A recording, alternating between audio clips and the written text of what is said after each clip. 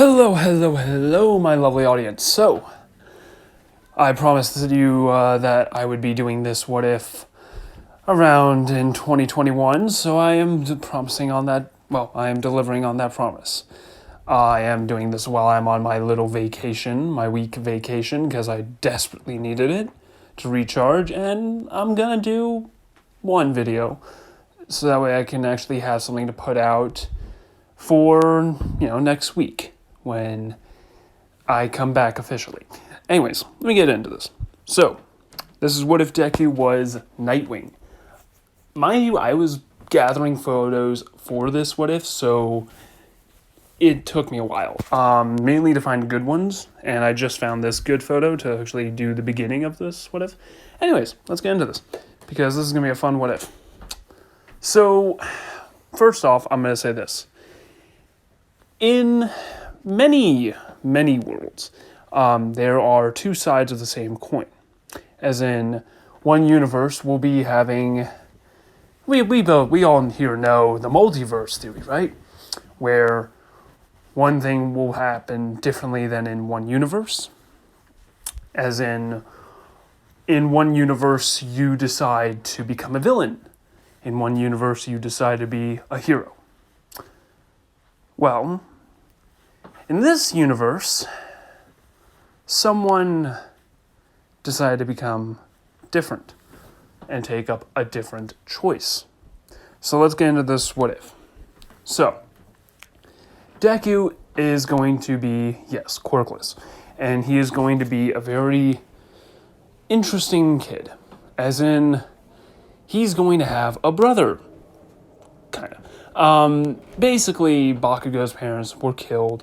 And you if you saw the video, you guys know what I'm on about here. Basically, Bakugo's parents were killed by a really fucked up person. And he started, going through some troubles. Because you only miss it when it's gone. And in his case, you only miss them when they are gone. And Bakugo, through nights and nights and nights, living with Deku, who Inko was so kind to take him in, both Deku and Bakugo share a bed. Because Bakugo gets night terrors and screams in his sleep and cries. And when he wakes up, he doesn't actually want to get out of bed. He just wants to mope. But with Deku there, he holds him tight and prevents him from being, alone. Letting him know it's okay. Turning those painful dreams into much more softer and nicer dreams. And Bakugo pretty much is quiet in school when he's near Deku.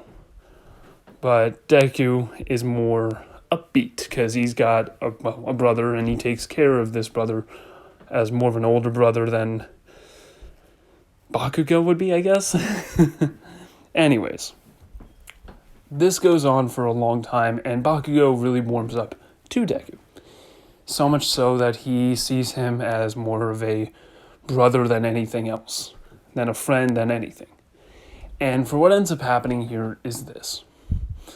When they're leaving school together, they always walk home together, and Bakugo always feels really happy, and he's different. A lot more cool-headed and more grounded, not always an angry Pomeranian ready to blow up stuff. And he doesn't really use his quirk too much, because using his quirk reminds him of his parents. But I'm going to say that, I'm going to save that for later. Anyways, let's get into this fun what if. So, what ends up happening here is this. What ends up happening here is Deku is going to be, kidnapped along with his mother when Deku returns home early because he needed to do something with Inko. It was celebrating Bakugo's birthday. And, it was celebrating Bakugo's birthday. And Inko, if you know what's happening already, I'm just going to sum it up for the people that don't. Deku was taken in by a terrorist organization that basically wanted to rid the world of quirks and all this crazy stuff, basically overhaul's shtick, but in a more fucked up way, as in they were going to blow up kids. And what ends up happening here is this. When Deku is at a chemical plant, and he's scared for what's going to happen to his mother. He's scared for he's thinking about Bakugo every second, about what's going to happen if he's alone, can't mess this up. And when he's being saved by a hero with a poor choice of words says, "Your mom's dead. We found a bunch of corpses with parents all alike. I'm sorry to tell you this." And that's when Deku is he's not going to do what the other him did. Instead, he thinks for a second. It takes a minute. And instead of breaking, he thinks of one thing. Bakugo. What would happen if he left him alone? How miserable will he be? Those lonely nights? It'll be like losing a family all over again. He'll close himself off. He'll break down. He didn't even want to think of what happened next. And what ends up happening here is this. Deku is then saved by the heroes and tells them how to deactivate the bombs, telling them that they had to make them themselves and that every bomb is wired a little differently. So he, alone, takes off his vest because there's no safeguards on his because he made sure of it. His plan was originally to just run away with his mom when he finds out that, where she is. And what ends up happening here is this. Deku is saved, and he goes to Bakugo. Now, I'm going to say this. Because Bakugo and Deku now have no mother, Bakugo is breaking down, thinking that he's going to be separated from Deku. And Deku sees this, so what he decides to do is this. He decides that he'll take him in, as in, he'll be the bigger brother and safeguard Bakugo, who Bakugo is now, while in Deku's care, hurting himself and gets admitted, and his custody is later given to Deku's. Basically, Deku is literally taking care of Bakugo. And Bakugo wants to become a hero, so none of this could ever happen to anyone. And Deku, he literally had to drop out of school to literally take care of Bakugo and the bills and everything. So, yeah. And he wanted to also start taking care of himself a bit better. He wants to get stronger. Strong enough so that way that no one can hurt him and Bakugo again. So what does he do? Simple. He starts learning how to fight. Works out. Gets a good regiment going. And this is all happening when he is 10. Yeah, so... and he's getting quite tall, and, well, he's trying to at least lighten the mood every now and then by cracking a joke or two. Learning that comedy has kind of been, well, a good way to help with his, with him losing his mom, and help Bakugo cheer up a bit. And things lighten up for a few years. Things get better. Deku, I would say he's about 13 when this happens. He's running home one day, about to get ready for Bakugo about to come home and prepare dinner. When he encounters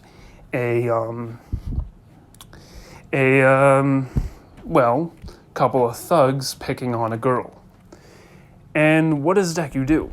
He decides that at first he was going to run away, but then he turns around and he says to himself, "Not again." And he runs towards the danger, kicking the thug in the face and then beating up the other one and breaking them down, taking a few hits, but still beating down on the others. He picks up a pair of drumsticks that were I would say they're drumsticks because they're two wooden sticks, and starts waving them around, beating into people, stabbing into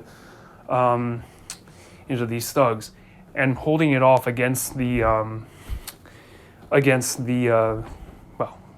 thugs, and, beating the crap out of them. And after he's completely badly bruised, The girl stands up, thanks him, and is waiting for, well, anything. She thinks he's a hero. And Deku explains that no, he was just a good Samaritan coming by. Calls an ambulance and tells the address to have her get saved. And that's when he walks away. Now, news spreads fast of the Good Samaritan is what the video is titled, of a CCTV camera showing a man going in and beating the shit out of a couple of thugs. Bakugo would have come home, seeing Deku patching himself up and making dinner. And immediately, well, he's going to worry about Deku. And Deku explains that he's fine, he just fell down some stairs. And what ends up happening here is this. Deku starts, well, he felt better. After fighting those thugs, he felt a lot better. So he decides to do something. He decides to take up some fighting classes and learn how to fight, while also doing some workouts like gymnastics and stuff like that. And a lot of parkour. Because he wants to work out in his own way.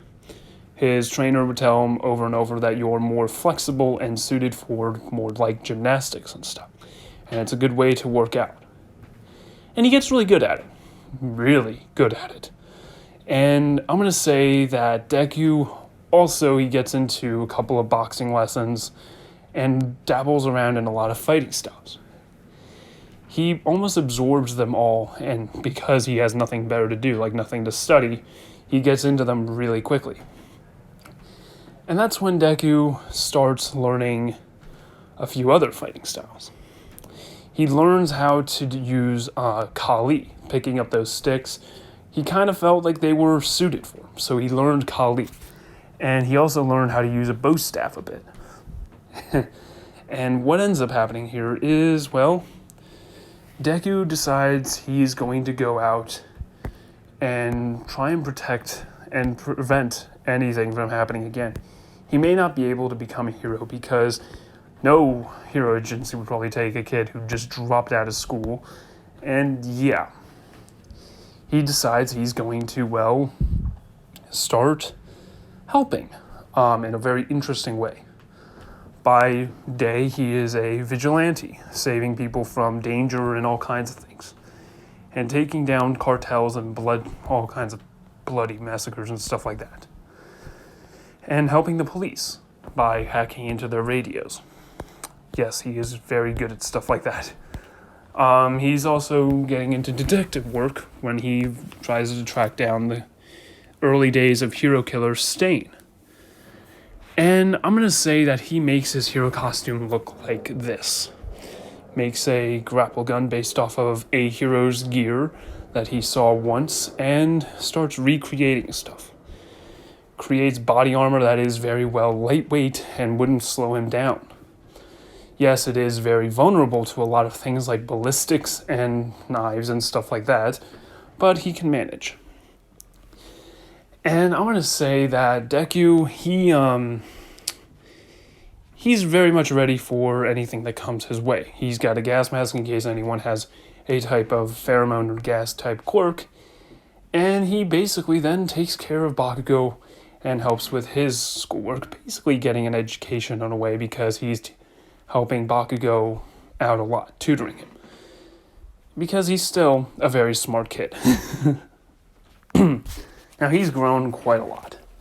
And Deku is being more and more of a father figure to Bakugo. And what ends up happening here is this. It is when Deku is 14. It's been a year since his vigilante career started, and news has spread of what the media is calling, I'm going to call him Renegade, is what they're calling him. Don't ask. They come up with stupidest names. Or the Crimson, why not Red X? Yeah, that'll work. Because he's going with red and he has an X on his back. Yeah, why not? And he's beating down on crooks. And a lot of people are very much into this this person, because people are making hoodies and stuff like that of, well, Red X. And everybody's going around spray painting Red X's symbol across the city. And Deku, his notoriety is very high because he's very, well, good at getting information out of criminals because of how well he knows their past and stuff like that. He can, well, get into places and get out of places pretty quietly and really good. And he's very fast, I'll say. As in, he's able to quickly dodge a bullet or two and also dodge knives attacks and keep up with people that have insane quirks. Like speed enhancement quirks, zipping quirks. There's some kind of quirk that just is insane. Super strength, all these quirks he's able to keep up with. Of course, taking a few bruises at first, but he gets back up. And that's what scares the villains. Not someone that has all these fancy toys, but someone who can get back up after taking a hit like that. And I'm going to say that when the news has hit Hero's attention, they start wondering who this person is. Investigations go around because this is a vigilante, not a hero. And people are representing him as a hero. Because of how many people he saves and how he takes down criminals in a more citizen arrest kind of way, providing the enough force and getting enough evidence and putting the evidence on the perps. So yeah, he's basically very much well trained and knows how he's doing it. He's doing it within the law, and a lot of police officers and heroes can't really do much because of how he's arresting these crooks. And for what ends up happening next is this. Night Eye takes an interest in him and is able to track down Deku. And he decides, instead of turning him in and wasting someone's skills like this, he decides to have him enrolled in UA. He goes up to Deku, brings up all the evidence he has, and saying that this is you, right? Deku immediately would be scared and worried, but I would say that Night Eye would want to have him... He's interested because he's someone without a quirk, taking down all these foes, and that proves a lot. That means he could become a very good hero, and it's sad to see that his skills are being wasted away, and he has it is his day job, not his night job. Sometimes he takes on a night job, but majority it's a day job. So he really goes on to the idea of why would you want to, waste away and not really help the community in a way. Basically, what goes down is this. Basically, Night Eye offers him a proposition. Go to UA. I will put in a good word with the principal and have it that you are accepted, even though you were dropped out in last part of elementary school. Last part of elementary and early bit of middle school. And I will have him do we'll have you do a test and try and get you on the right program for joining UA and doing the hero courses and stuff like that. And if you can't take the academic levels, we'll just put you in the hero courses. And Night Eye has this whole plan set up. And he even says to Deku, before he says anything, that we will also provide hospitality for you and your brother, making sure that you two can live and both go to school and, both live a good life. And what ends up happening here is this. Deku nods. He says, can you think about it? And he says, yes, you can. So instead of the sludge villain, it's mostly this long period of time of him thinking about this. Because the sludge villain would be caught by All Might, and yeah. And, what ends up happening here is this. On that night where the sludge villain attack would have happened, on that night, Deku confesses to Bakugo that he is Red X. Pulls out his costume, his gear, everything, showing it to him how it works and everything. Showing the scars and everything. And Bakugo immediately freaks out.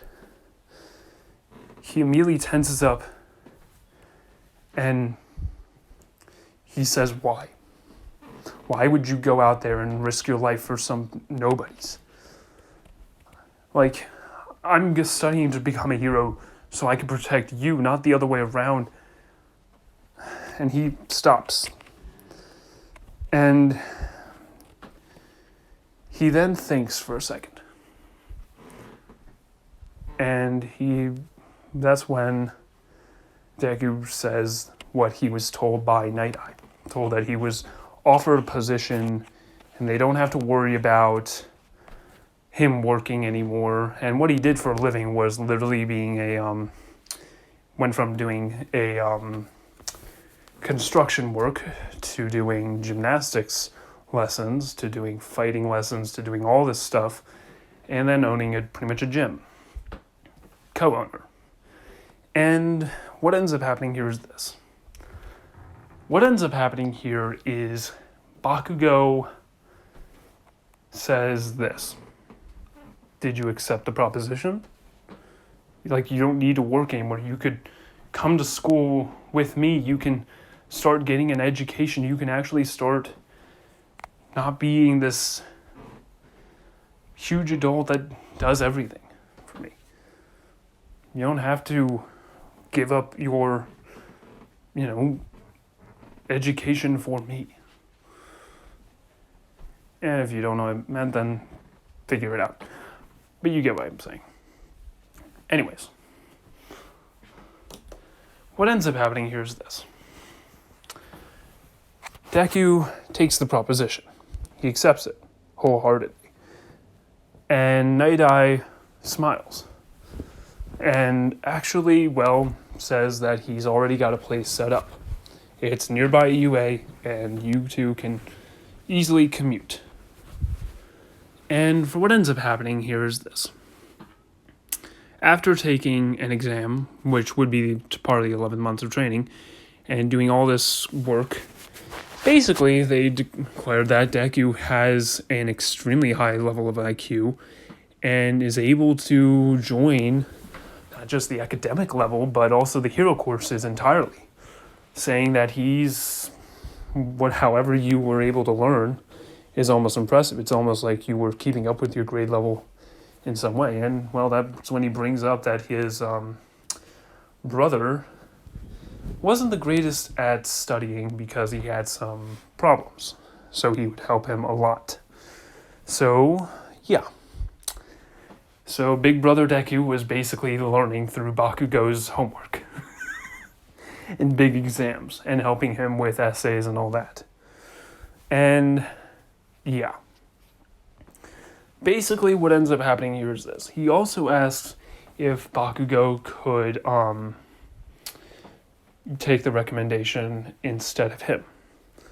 And he enters through the entrance exam, which both of them would look at Deku confused, wondering why he would even say that, why he would want to be taking the entrance exam when they're purposely having the recommendation go to him.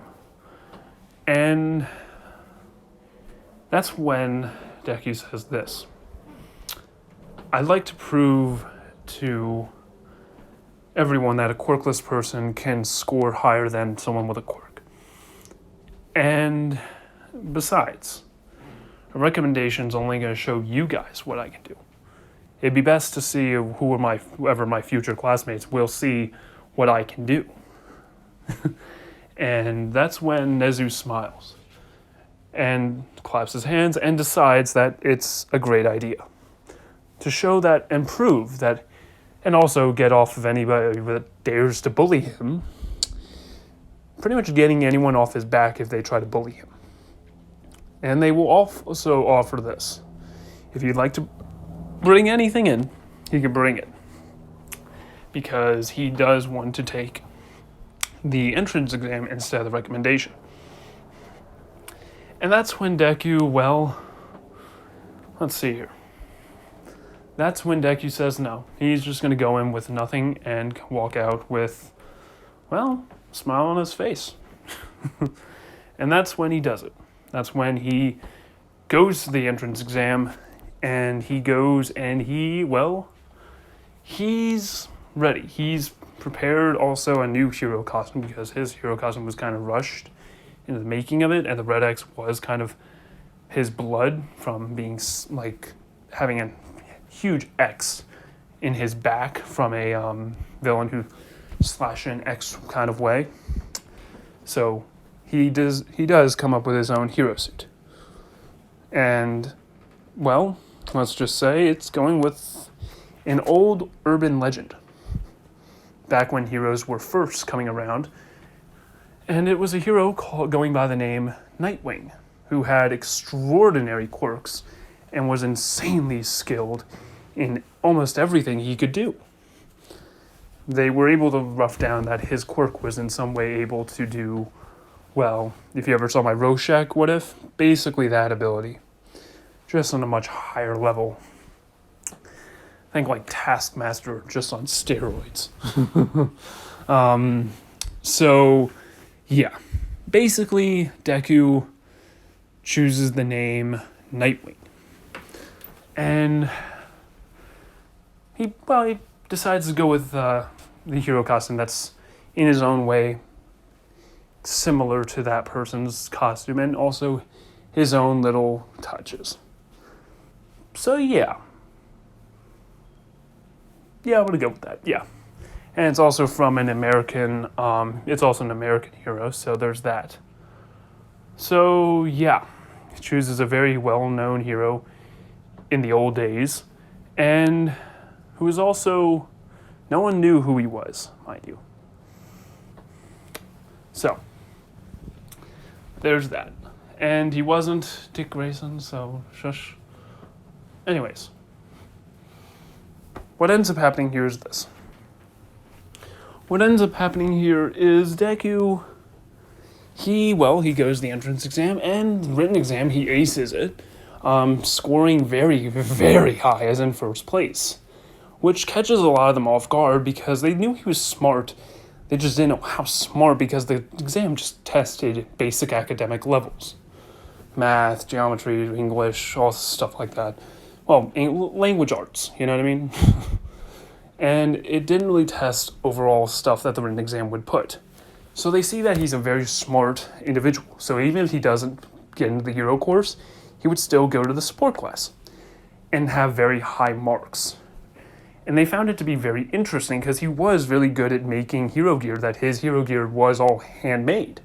It was reverse engineered off of some other heroes, except his Kali sticks, which were basically just a type of alloy that was found and made. And yeah, and they were pretty lightweight, but they pack a punch.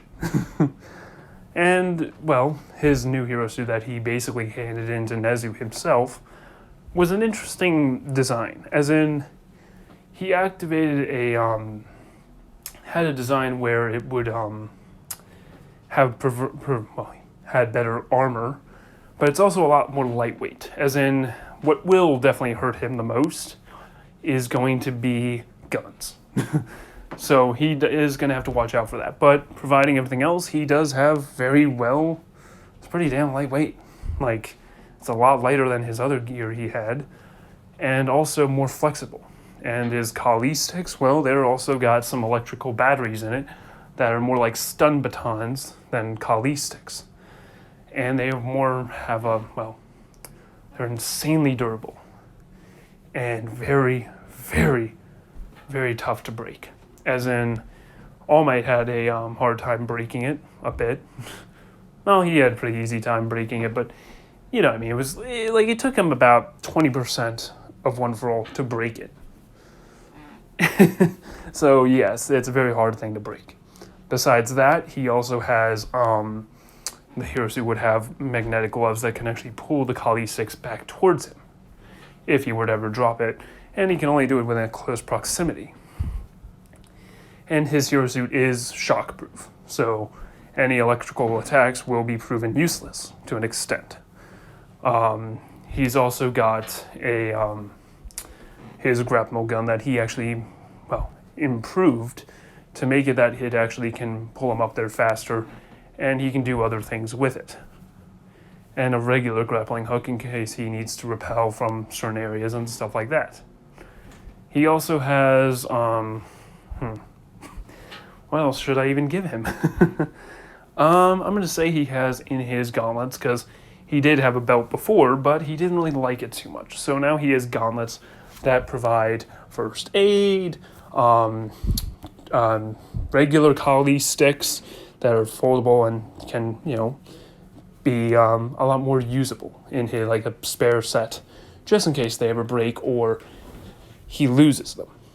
And besides with the medical kit, he also has stuff that can help repair his suit on the go, as well as a few energy bars in the other compartment, and food and a bit of a water bottle, so he can at least hydrate himself and stay good on the move. And the suit is basically it's simple in design and also very complex. And it's very impressive that he came up with this. So the support hero class teacher, the guy with the digger hands, finds it to be very interesting.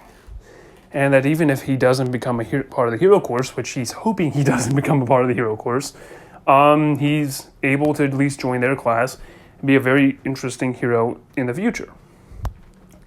And as for what ends up happening next is simple. Deku, for when he goes to the practical exam, he goes in and people are already looking at him and they're kind of getting a little bit of an intimidated aura because he's very tall for his age. As in, he's 6 foot. No, 5'10". 5'10" sounds good. Yep, 5'10". He's 5'10". And that surprises Ida, too. Okay, I think because Ida's 5'11", maybe? So, yeah, he's very much taller, and he looks ready. He's cracking a joke that this is going to be, fun. Small, comical little joke a bit.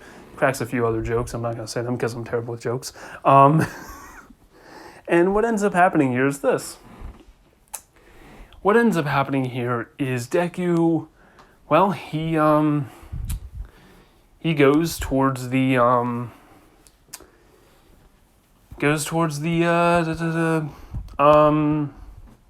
robots when it starts and immediately rushes in, and with insane speed, because he's not weighed down by anything, takes down a few robots with almost little ease.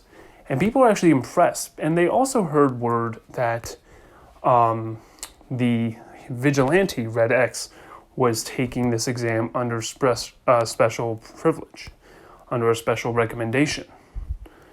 And that they're going to be wiping his charges and all that because he was working within the law. So he was very much, in reason. So what ends up happening here is this.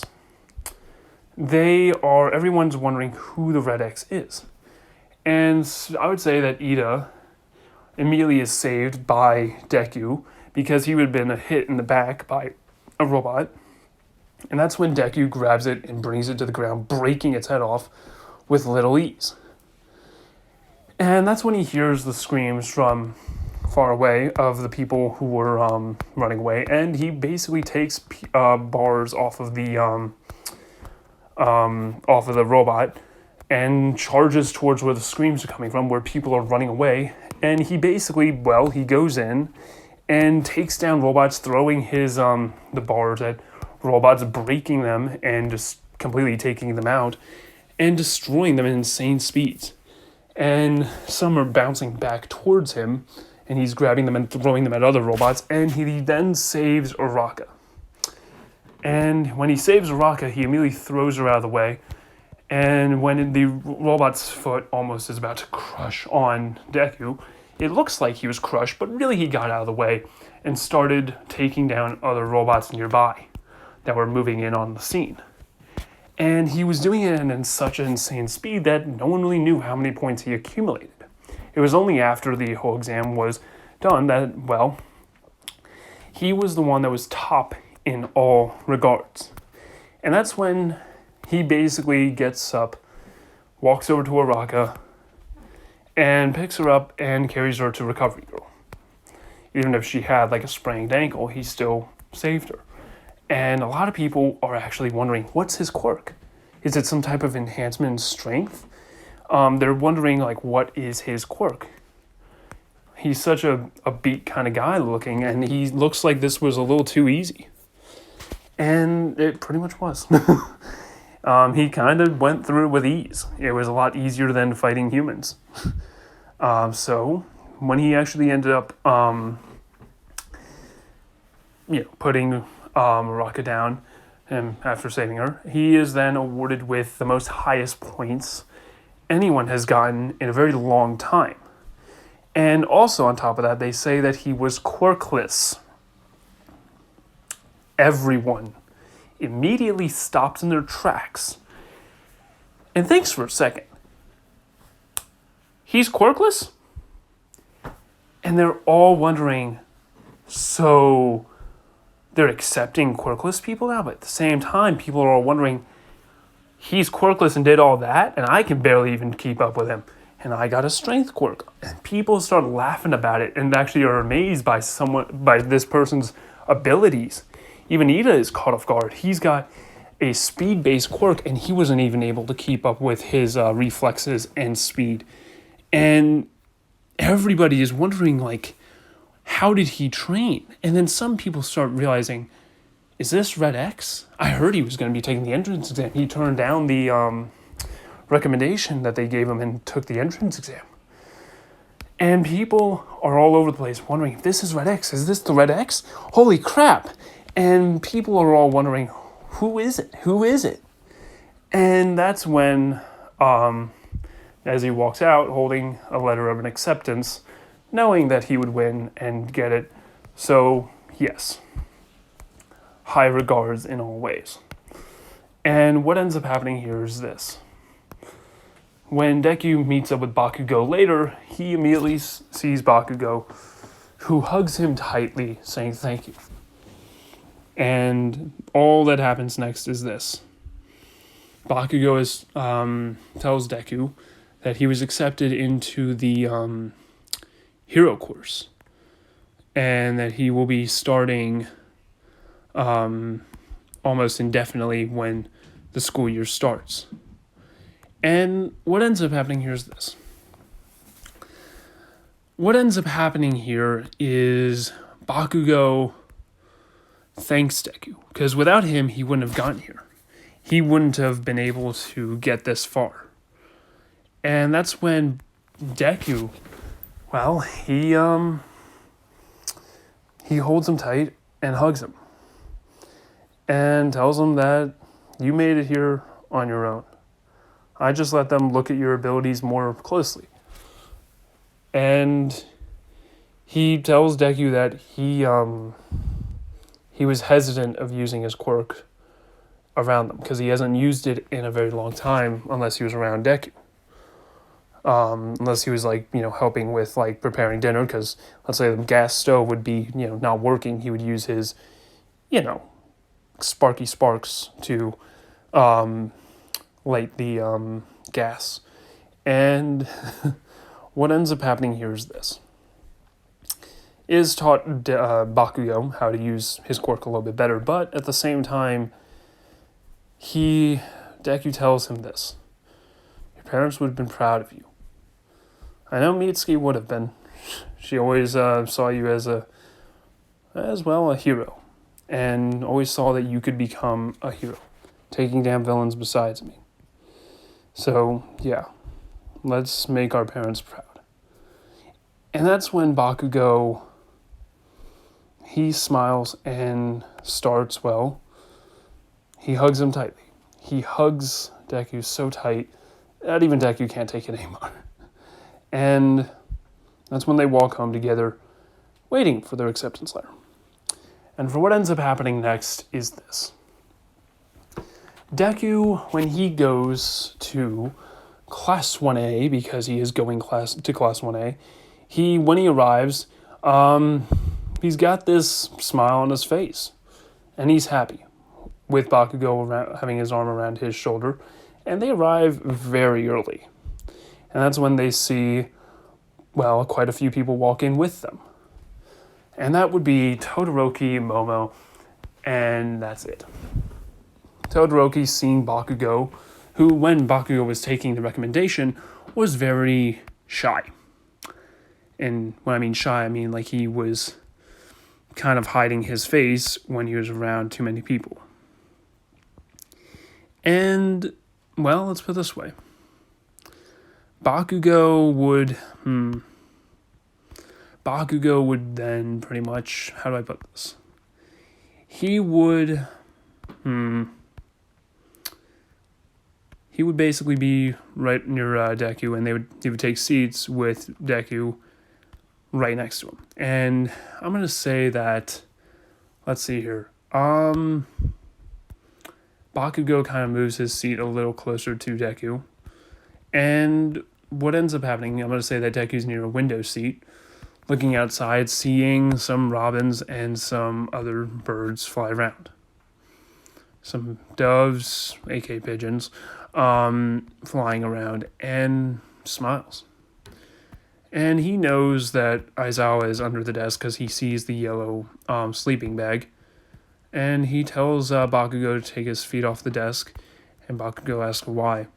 And, well, Deku says that there's a teacher right underneath that desk, and he's probably listening to everyone. And that's when Bakugo immediately does what he's told and takes his feet off the desk and leans on Deku's shoulder. And as for what ends up happening next is this. For when everyone else enters the class, everyone is looking at Deku, hearing that he was the quirkless kid that got in, and everyone is actually wondering, what's up with the other kid right next to him leaning his head on him? And Momo would think it's the angry Pomeranian. Great. By angry Pomeranian, he was kind of mad when they were telling him to use his quirk. Screaming about how he really doesn't want to, but being told that if he doesn't use his quirk, then he won't be entered into UA.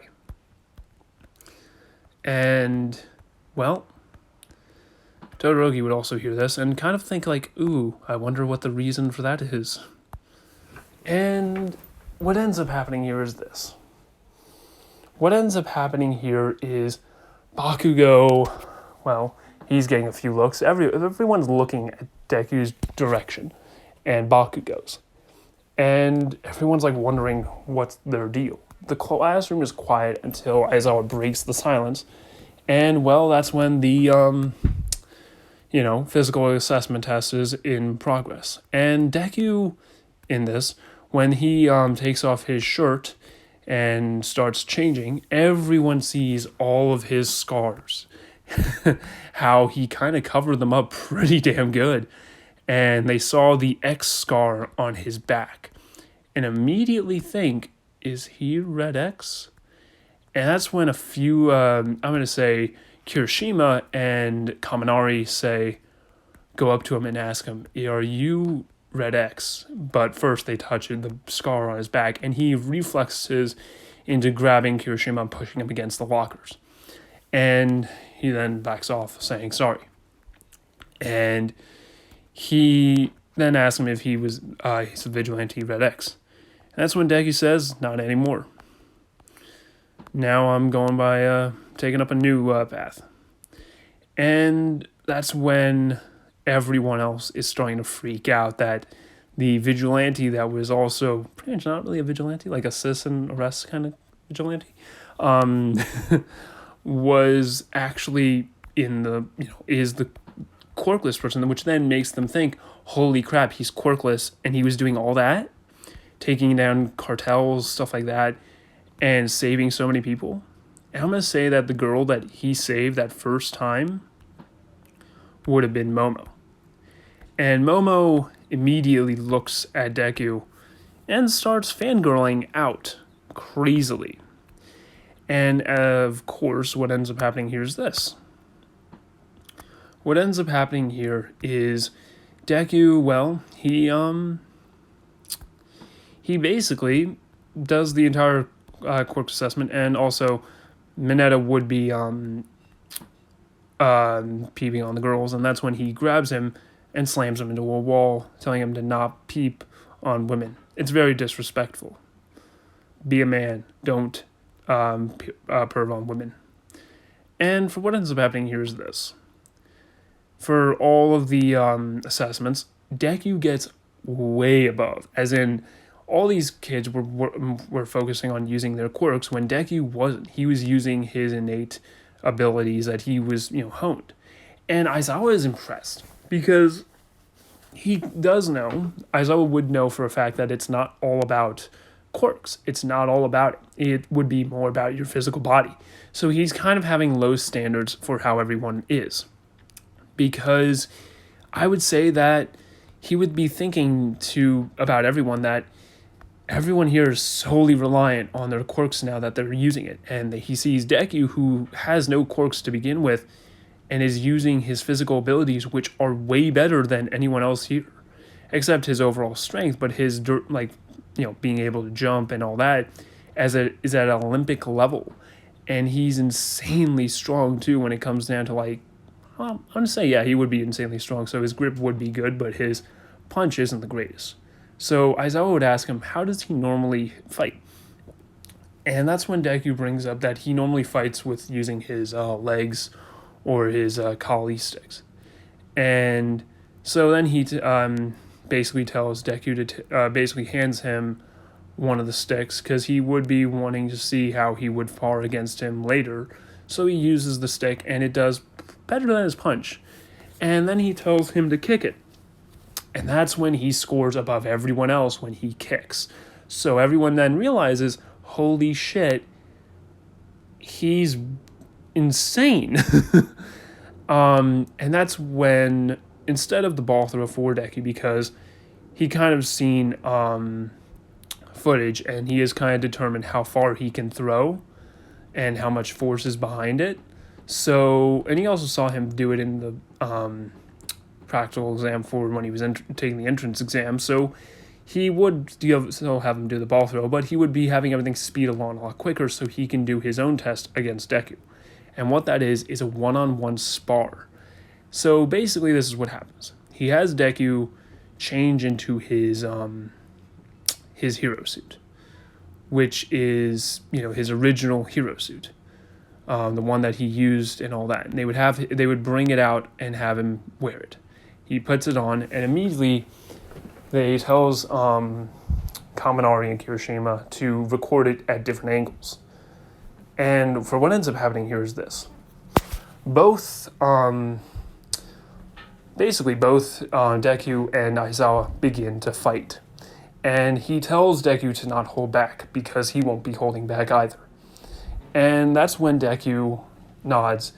And that's when Deku, he immediately, using his kali sticks that were, because they're not stun batons, he made it that they were emitting smoke. So he can use smoke instead of having a smoke bomb.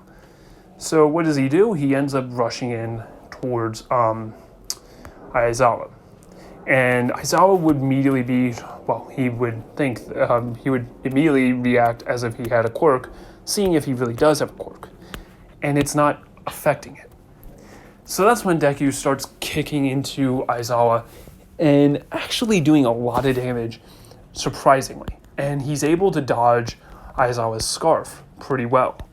And he almost slips up, but that's when Deku immediately uses his baton to take its place and release smoke into Aizawa's face and immediately kick him in the face, having him to go in the air, but Aizawa using his scarf to try and grab Deku, and Deku dodging, and people were starting to not be able to see.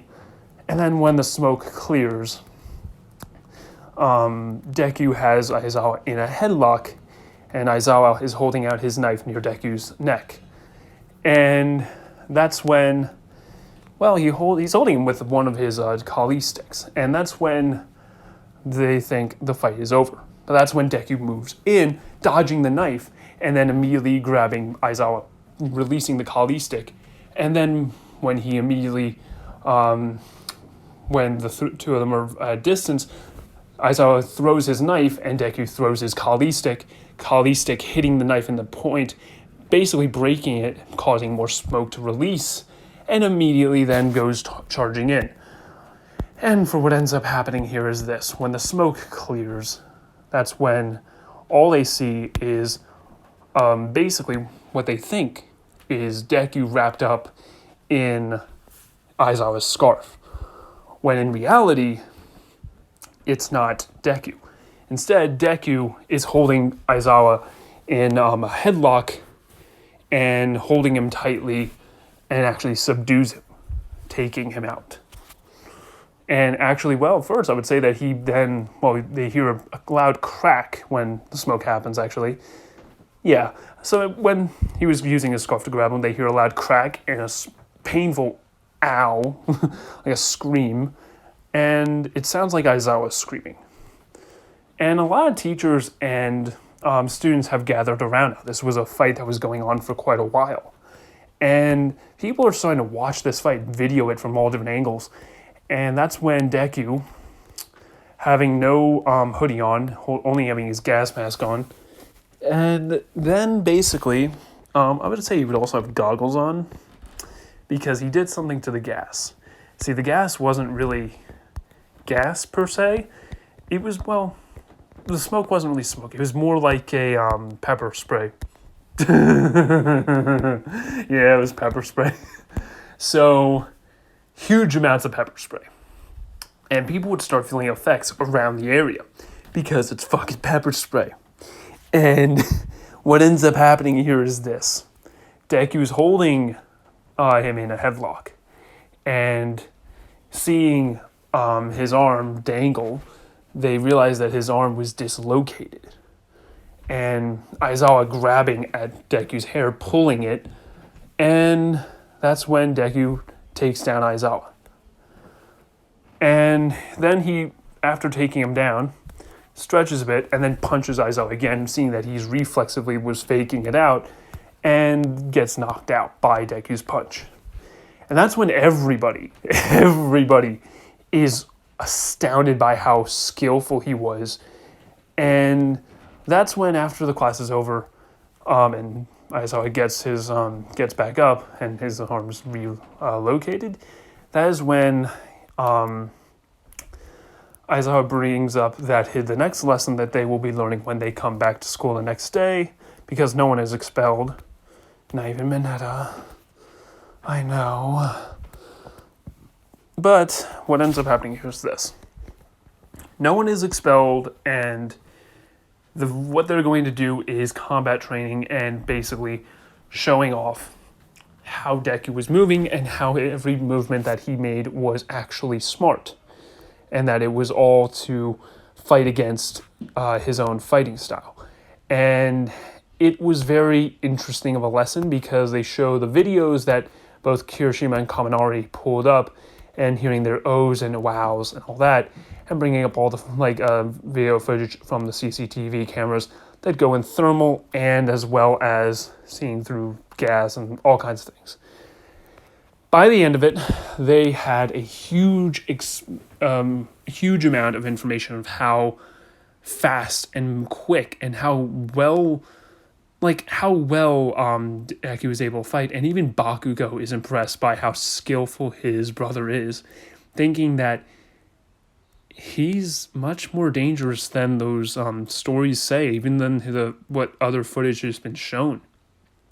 Because the footage that they've shown on the media only showed what he was like small little fights. They didn't ever show full-blown fights like this, which Deku has gone against. And they would actually be amazed by how he was able to completely take down Aizawa. Everyone, and I would say that some of this footage was leaked by someone named Pikachu124 on VooTube, or YouTube in this world. Whatever, QuarkTube, let's go with that. And what ends up happening here is this. Everyone in the world is seeing how a quirkless person completely destroyed a teacher in UA, and pretty much all of Japan's amazed by how he's so skilled. And also, I would say that even Nezu is impressed. Night Eye is surely impressed because even though he saw how he fight, he never saw like an exact full-on thing of like it was just like like a first-person perspective almost, like what he saw kind of thing. You know what I mean?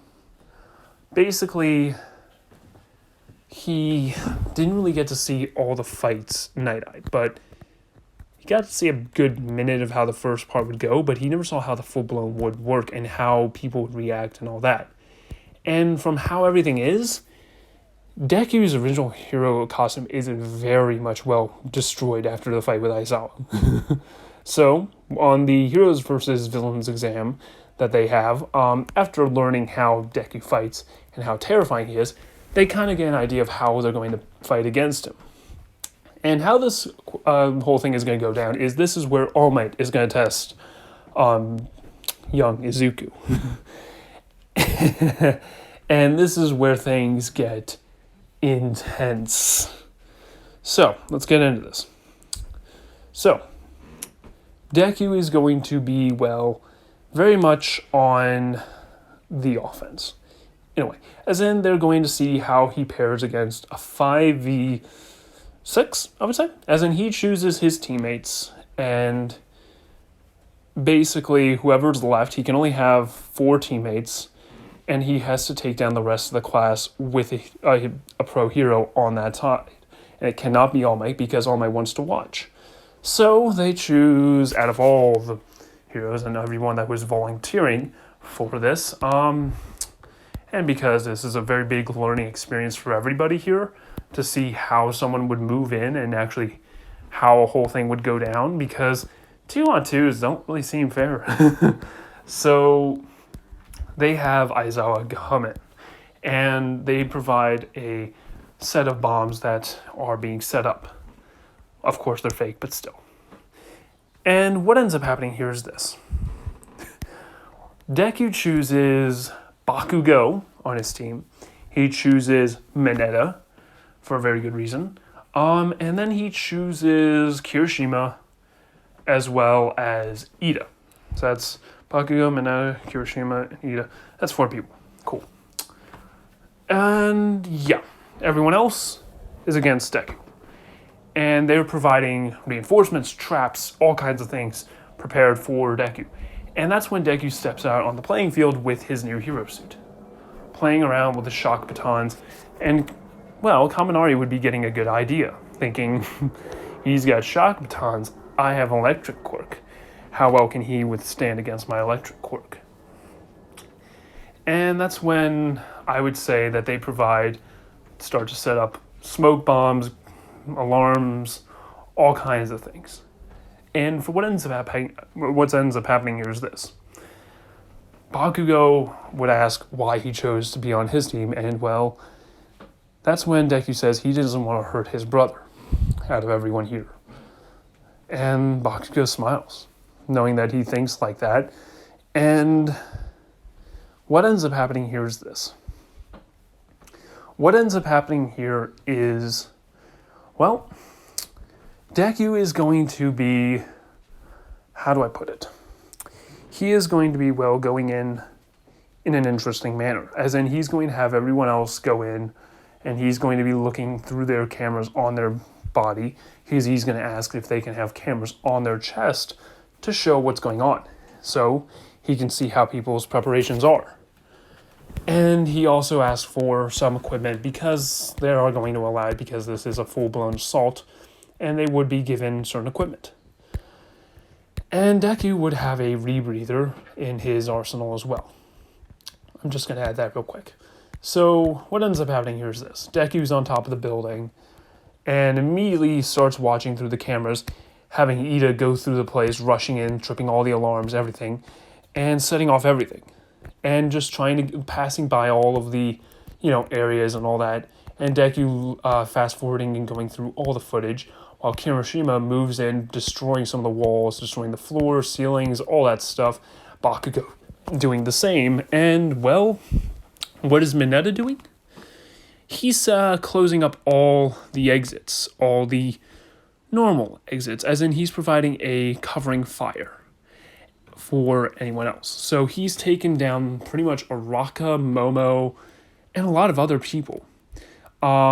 Except the only people that aren't taken down are Kaminari and the pro hero Aizawa, as well as a few other students like Hakakuri, who Hakakuri was the person who took down Mineta. And, well, mostly everyone's apprehended, but they're trying to recover from Mineta's attacks because they do provide, they take him out pretty quickly. And for what ends up happening here is this. Deku has a complete rundown of where everyone is and understands where everyone is. And they're starting to all wonder, where is Deku? Where is Izuku? Red X. And Bakugo was nervous of this plan because it was kind of risky. And what ends up happening here was this. Bakugo has done a great job at creating a lot of dust and smoke and a lot of, opening up new areas of how this place works. And Deku kind of gets an idea of how this whole building is laid out. He saw the blueprints, he acted in the cameras, and he sees what everyone else sees. And in total, what has ended up happening here is this. Bakugo, and pretty much a lot of the students that already were on the, going against Deku, like I said, were taken out. So we have Kaminari, who's up, Araka, who's down. So, thinking who should be up. Ojiro is going to be up, because his martial arts is going to be very interesting. And I'm going to say that Shoji is going to be up. Koda is going to be up. And also Sugar Rush is going to be up. So that's only a very few amount of people that are up. That's only 5 people plus a pro hero. So what ends up happening here is this. Shoji is going to be providing a lot of reconnaissance and trying to find out where Deku is. But because of all the holes and open corridors and all that stuff, it's very hard because he doesn't know where Deku is. And besides that, Deku's proven to be very sneaky into infiltrating organizations through the ventilations, through almost everything. And what ends up happening here is this. The first one to be taken out is going to be Shoji, which Aizawa would be planning on that as well. He would be having traps around Shoji, but because the traps were all triggered by Ida, they couldn't really do much. So now it's more along the lines of, how do they make a comeback from this? And how Shoji is taken out is from above, which Shoji would have had eyes all around him, but none of them would be able to spot Deku, who would be up above. And what his hero suit is going to also have is this. In vibrant light, his suit reacts to the light, as in it gets brighter. The blue, the green, I'm going to say, actually stands out. And for when he's in darker areas, his suit goes darker. And that's when he basically grabs Shoji by the neck with his feet and holds him up tight, choking him out and taking him out completely, having him go dark. And how they find Shoji is, on the ground, knocked out. And, I'm going to say that Aizawa would be basically wondering what's going to happen, who's going to go out next. And that's when we got Ojiro, Raka, right? Jiro, I think it's Araka. No, Hagakuri, and Sugar Rush, and Kaminari. So I'm going to say the next person to go out is going to be, seeing how the intel is out, I'm going to have to say that what ends up happening next is this. Because Deku is going to need to take out the unpredictable variable first, it's going to be Hakakuri? Whatever, the invisible girl. And basically how he takes her out is simple. He electrocutes her. And he basically takes out his stub baton and right from behind hits her in the back with an electric shock, electrocuting her. Actually, better yet, no, I'm going to say he grabs her with the Kali sticks, holds her down, and slams her head on the wall. knocking her out. And then he goes back into hiding. People are hearing screams and stuff like that. Next is we got Invisible Girl out. That leaves, I believe, only 3 people. So that is, that leaves Sugar Rush, Kaminari, and who was the other one? I think that's because I took out the. So yeah, there's one more. What was the other one? I don't think it matters, but anyways, basically the other one taken out almost completely stealthy, almost, as in when he's looking around, or her. I think it's a he. Yeah. Wait. Ooh, shit! I forgot about Tokiyami. Let's say it's Tokiyami. No. Shoji. Wait, come on, Sugar. Oh, Ojiro. Because everybody forgets about Ojiro. So Ojiro is going to be walking around and immediately is going to be looking around, trying to see where he is. And he hears something. He feels that there's someone behind him. He immediately attacks, but that's when he's blocked, punched in the face, and immediately kicked in the chest, thrown into the wall, and then kicked in the face again, knocking him out. And dodging his tail, and then, well, hit in the chest with an electric shock, knocking him out. Yeah, the forgettable person, Ojiro. The most boring character. What ends up happening next is simple. Who ends up going against Deku next is going to be, well, I'm going to say we got Kaminari. And Deku kind of wants to see how well his suit holds up against electric shock. So that's when he appears right in front of him. And Kaminari fires off an electric shock. And that's when Aizawa is going to be telling him to hold him off. Hold him off. We've lost too many people. Hold him off. I'm on my way. And that's when Kaminari, over on the comms, you hear what? And immediately you hear a loud crackling sound. And out for the count. And then punched in the face several times and thrown into a wall, breaking through the wall, and then goes down to the floor where he basically has Kaminari hanging by his grappling hook. And that's when Aizawa rushes in, not thinking, triggers it, and ends up going, well, he gets basically tied up. And that's when Aizawa was going to try to break free from it, or at least use his scarf to try and go after Deku, but that's when Deku uses his electricity to hit it with a charge and basically shocks Aizawa, having him out for the count. And that's when Sugar Rush comes in from behind Deku, punching him a few times, and they start going into a full brawl. That's when Deku is going to basically drop his sticks and start going into a full-on punching spree with Sugar Rush, who's going to be instantly basically chowing down on Sugar while fighting Deku, who he then goes and fights hard, taking a lot of blows, and then punching into Sugar Rush, hitting several places that don't really seem like it's doing anything. But that's when, immediately when he throws one punch, he gets hit in the shoulder by a very weird punch, and his arm goes completely out. Same for his other arm. So he then tries to just swing them towards him with just his body, and that's when Deku goes on, brings him to the ground, and, well, that's when he breaks his leg and kicks Sugar Rush in the face, knocking him out. And that's when Deku gets up, picks up his shock sticks, and immediately puts them on his back. And that's when, well, let's see here. I'm going to say that's when he picks up, he saves his friends and goes to the bombs, which they have very limited time now. Ida rushing towards the bombs, and Deku would have already said that he took out most of them already, so there is that.